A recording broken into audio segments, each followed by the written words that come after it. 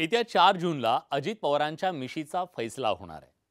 होय, तुम्ही ऐकलं ते अगदी खरं आहे.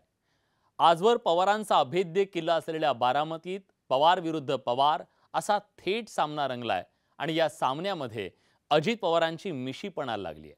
त्याचं झालंय असं, सुप्रिया सुळेंच्या प्रचारात असलेला एकही पवार 4 जून नंतर दिसणार नाही. जर दिसला तर माझ्या मिशा काढेन असं वक्तव्य अजित पवारांनी केलं. त्याला अजित पवारांच्या सख्ख्या भावानंच प्रत्युत्तर दिलं. 4 जून नंतर अजित पवार मिशा काढून फिरतील असं जोरदार प्रत्युत्तर श्रीनिवास पवारांनी दिलं.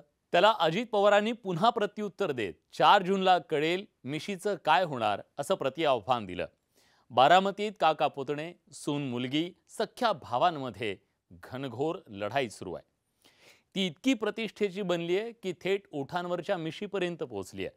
त्यामुळे बारामतीकरांनी अजित पवारांच्या मिशीचा फैसला खरं तर मतदान यंत्रात बंद केला. तो 4 जूनला स्पष्ट होणार आहे.